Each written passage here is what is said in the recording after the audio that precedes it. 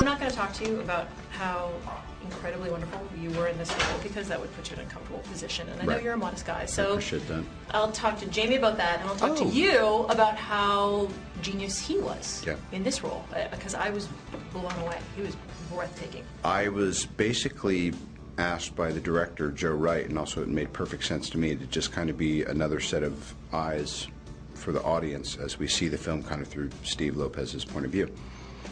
And so I really, really, really got to watch Nathaniel, Jamie as Nathaniel, over these months, and it was just extraordinary. I knew it was going to be a really tough job. It was going to be challenging and painstaking and all that, and then you get to see if the person you're working with can do something like that and do it with grace and dignity or not, and he did. You talked about some of the people you met from LAMP, and they used people from the homeless community as actors. Yes. Did you get a chance to interact with them? I did probably more than anybody else, because I was in every frame of every scene with them, whereas Jamie could be seen, or I'm saying, where's Nathaniel? If I'm saying, where's Nathaniel, he's not in the scene. Right. And so I would spend hours and days with Joe and our crew, and we had to ingratiate ourselves to this community, and I just found it to be a really, really wonderful, heartwarming thing. Was it difficult? I mean, usually when you work on a film, you're working with experienced actors. They've done it before, you've done it before. You're coming in with people that are not done any of this before. They don't know the conduct, the code.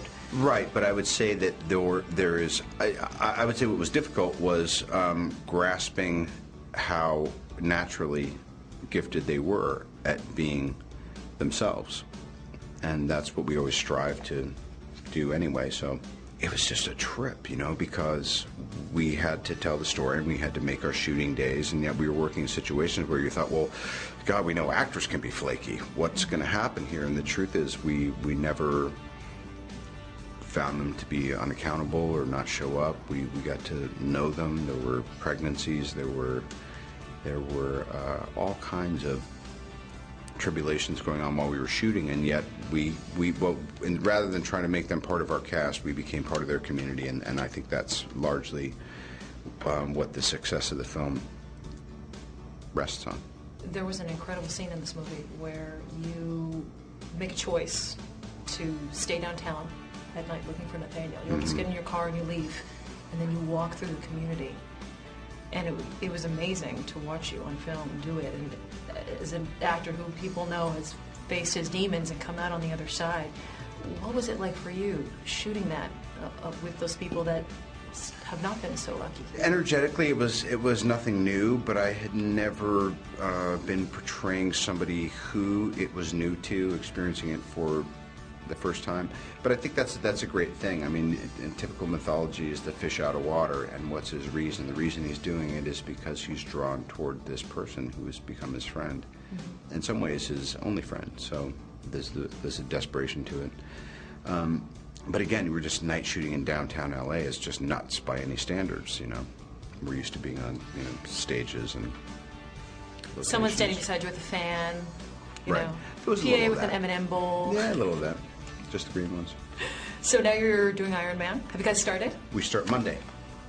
Mickey Rourke's joining the cast. Have you had a chance to talk to him? Yes, we are going to have a blast. We're going to make a hell of a moving picture for the movie-going public. And Scarlett also joining the cast. Scarlett Johansson, yes. Had a chance to talk to her yet? Yes, we've been rehearsing. She's been she's in insane shape, and she's getting buff for this. She's getting lean and mean. Wow. Are you still on the Sherlock Holmes diet, or have you let it slack a little bit? I'm on Beefcake Charlie status. I gotta not be the skinny Brit anymore. You gotta pump it up a little. I have to be the Tony that you know and may have loved. Have you worked hamburgers back into the diet? Or? Just for now, depending on how the next couple years go. I'm back on the steak budget. We'll see. Now, I know you can't give too much away, but can you give us one little plot point? Well, essentially, Iron Man 2 is about looking behind the armor or the armature of a superhero, and it's one thing to say you're Iron Man, and it's another thing to be fully ready to do that. And I think it's about, with Don Cheadle now playing Rhodey and therefore War Machine, it's really It's strange, but the film is almost entirely about character, and yet we still have twice as much action as we did last time. So it's going to be nuts.